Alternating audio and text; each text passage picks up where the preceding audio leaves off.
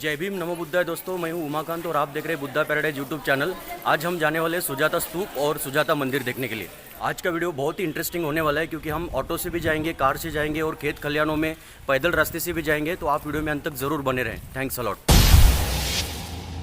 और ये है श्री जगन्नाथ मंदिर और ये रहा वो रास्ता जो सुजाता स्तूप की ओर जाता है। और इसी जगन्नाथ मंदिर के सामने है महाबोधि मंदिर। तो चलिए हम आगे बढ़ते हैं। महाबोधि मंदिर के बैक गेट से बाहर निकलने पर एक मार्केट लगेगा और वहीं से हमें सुजाता स्तूप जाने के लिए ऑटो भी मिलेगा। यहाँ से मैंने एक ऑटो ले लिया है सुजाता स्तूप जाने के लिए। अब मार्केट से गुजरते हुए आगे बढ़ रहा हूँ। अब कुछ पल की दूरी पर एक ऐतिहासिक नदी हमें दिखेगी जिसका नाम है निरंजना नदी। और ये रही निरंजना नदी। इस नदी का आज का नाम फाल्गु नदी है, लेकिन 2500 साल पहले इस नदी का नाम निरंजना नदी था। इस नदी का तल हमें क्लियरली दिख रहा है। ये काफी चौड़ी नदी है लेकिन बहुत ही चिचोली है। इस नदी को ऐतिहासिक महत्व है क्योंकि तथागत भगवान बुद्ध ने डुंगेश्वरी नामक एक स्थान पर 6 साल तक ध्यान किया, लेकिन उन्हें ज्ञान प्राप्ति नहीं हुई। तब उस स्थान को छोड़कर सिद्धार्थ गौतम उरुवेला जंगल की ओर निकले, यानी आज की बोध गया की ओर निकले। लेकिन इस नदी को सिद्धार्थ गौतम पार नहीं कर सके, इतना कमजोर उनका शरीर हुआ था।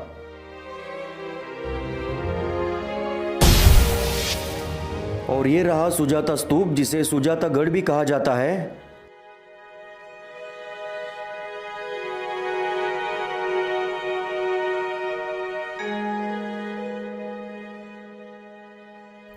अंग्रेजों के समय जब इस स्तूप की खुदाई हुई तो सर्वप्रथम इस स्तूप की जो पहचान है गंधहस्ती स्तूप के नाम से हुई थी। इसका कारण भी यही है कि हेनसोंग ने अपनी किताब में लिखा है कि बोध गया के पूर्वी ओर में निरंजना नदी के पार एक स्तूप है जो गंधहस्ती स्तूप है। अब ये गंधहस्ती स्तूप के बारे में बताया जाए तो ये जातक कथा के अनुसार गंधहस्ती स्तूप यानी भगवान बुद्ध के पिछले जन्म में वह एक बोधिसत्व थे और वह गंध हस्ती के रूप में थे, इसीलिए इसे गंधहस्ती स्तूप कहा जाता है, ऐसा वर्णन है।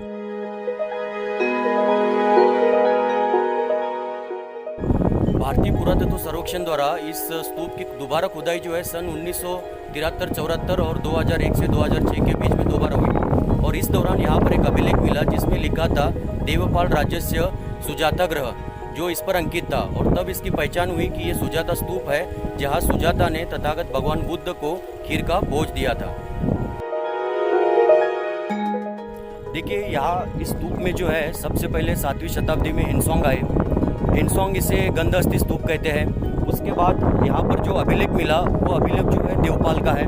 देवपाल जो है ये पाल वंश के 9वीं शताब्दी के राजा है। यानी इससे हम अंदाज़ा लगा सकते हैं कि इस स्तूप का जो निर्माण है वो कई चरणों में हुआ है।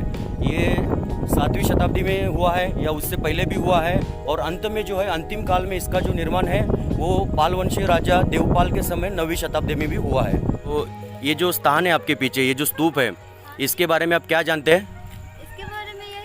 कि यहाँ जो सुजाता रानी थी इस गांव की, हाँ, वो यहाँ की महारानी थी, वही उनका घर था यहाँ। अच्छा, घर था। तो उन्होंने खीर कहाँ पर खिलाई भगवान बुद्ध को? एक और जगह है बकरोर में ही, वहाँ पे उधर साइड जाना पड़ेगा। अच्छा, तो वहाँ पर कुछ है?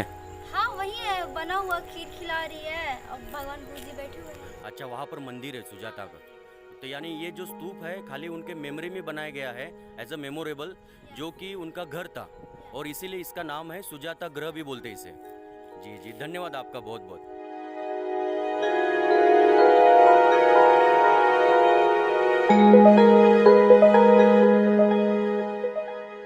अब मैं आपको इस स्तूप के जो ईंटें हैं वो दिखा देता हूँ। देखिए एक के ऊपर एक लगी हुई है, इसमें कोई कंक्रीट नहीं है, जो भी मटेरियल है पता नहीं जो है, लेकिन इसका बाइंडिंग बहुत अच्छा है, कहीं भी इसकी दरारें नहीं है।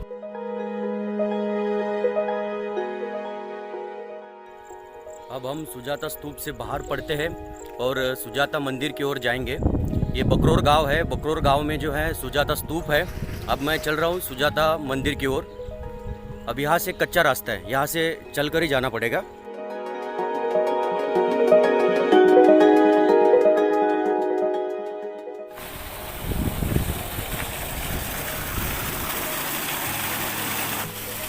अब ये पूरा जो गांव का जो है एकदम खेती वाला इलाका है और यहाँ पर मुझे बहुत प्यास लगी है। तो चलिए, मैंने उस किसान से पूछ भी लिया है कि ये पीने का पानी है या नहीं। तो उन्होंने कहा है कि ये पीने का ही पानी है। ये पानी तो बहुत टेस्टी है। ये गेहूं या राइस की खेती हो सकती है पता नहीं, लेकिन उसके पीछे भिंडी और भुट्टो की खेती है।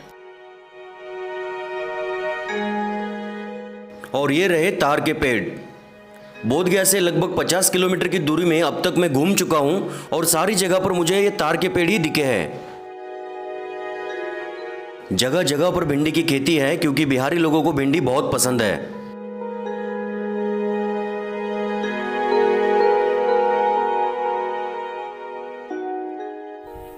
इनको भी दे दो ना, ये छोटे वाले को। इनको भी देना।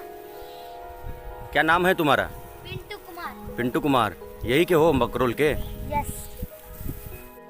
और अब मैं पहुंच गया हूं सुजाता मंदिर में। ये देखिए सुजाता मंदिर का यह है द्वार, इस पर लिखा हुआ है सुजाता टेम्पल बकरोर बोधगया। तो चलिए अंदर जाते हैं। सुजाता देवी का मंदिर कौन सा है?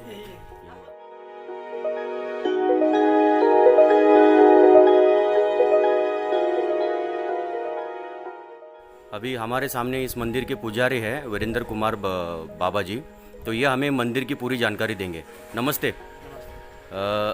बताइए थोड़ा इस मंदिर के बारे में जानकारी। ये कौन से इतिहास के तथ्य को दर्शाता है और ये स्थान के महत्व के बारे में भी।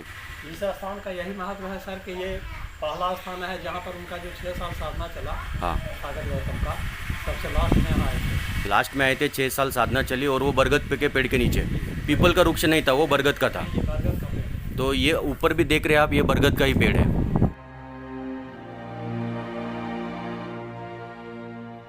तो ये जो बरगद का पेड़ है ये वही है या नहीं, ये उसका 5वां वंशज माना जाता है। और उसके बाद में यहाँ कोई मंदिर नहीं था जिसमें वो आए थे। अच्छा, हाँ मंदिर तो बाद में बन गया। ये घोर जंगल था।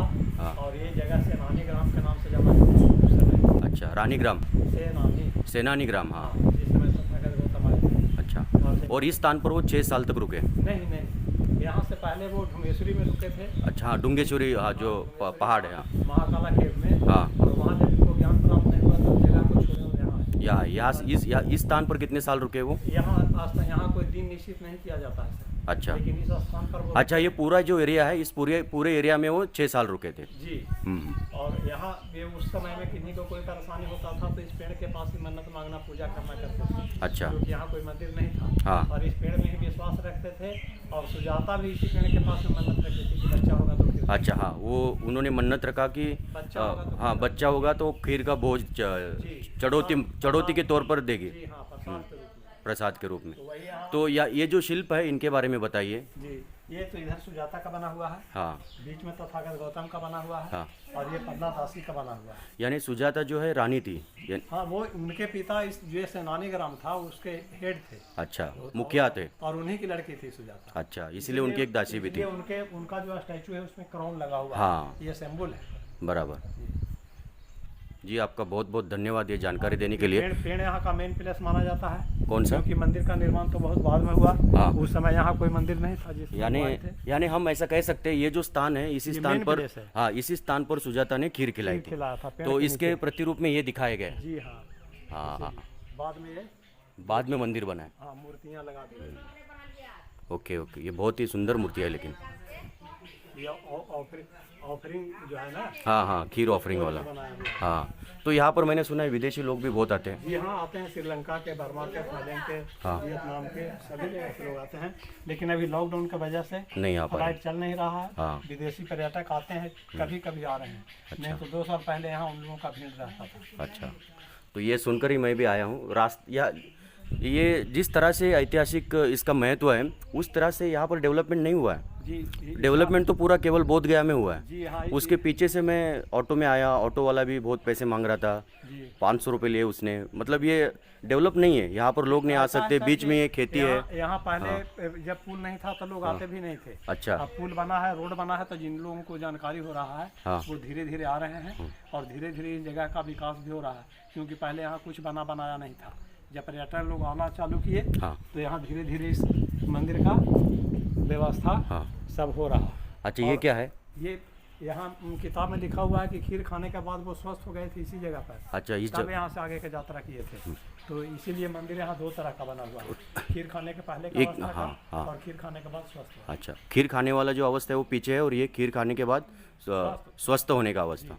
यानी रेस्ट करने वाला। हाँ, यहाँ तब स्वस्थ हो गए, शरीर में ऊर्जा मिली, हाँ। तब वो यहाँ से आगे। और सुजाता ने उन्हें कुछ मैसेज भी दिया था कि आप मध्यम मार्ग का। हाँ सुजाता का दिया हुआ खीर जब वो नहीं खा रहे थे तब वो एक उदाहरण दी थी कि बिना के तार के इतना ना खींचे कि टूट जाए। हाँ, इतना बिल्कुल ढीला ना सही। छोड़े कि आवाज़ नहीं निकले। जी हाँ। यानी शरीर को हमको यदि कुछ पाना है तो ज़्यादा कष्ट नहीं देना है। बराबर। ऐसा ना व्रत उपवास रखें कि शरीर मेरा समाप्त हो जाए। अगर शरीर ही समाप्त हो जाए तो कुछ भी हासिल नहीं कर सकते। मिलेगा नहीं, इसलिए कुछ ग्रहण करना है शरीर के रक्षार्थ। इसलिए कहने के बाद सुजाता का दिया हुआ ये खीर एक्सेप्ट की। जी जी, बिल्कुल सही। और आपका बहुत बहुत धन्यवाद ये जानकारी देने के लिए। आप देख सकते हैं इन दो पेड़ों के बीच में जो पहाड़ियाँ दिख रही है वही डुंगेश्वरी पहाड़ियाँ है। वहाँ पर हम जल्दी जाएंगे जहाँ पर भगवान बुद्ध ने 6 साल ध्यान साधना की थी। तो यहाँ पर आप देख सकते हैं ये विदेशी पर्यटक जो है यहाँ पर आए हैं इस स्थान को देखने के लिए, वियतनाम से आए हुए हैं।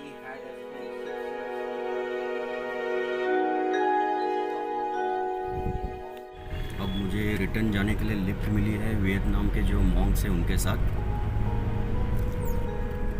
उनकी कार में मैं बैठकर जा रहा हूँ लिफ्ट लेके। तो दोस्तों आज का ये वीडियो आपको कैसा लगा कमेंट करके ज़रूर बताएं। तो आज के लिए बस इतना ही। तो जल्दी मिलते हैं अगले वीडियो में। आप बने रहे बुद्धा पैराडाइज के साथ। जय भीम, नमो बुद्धाय।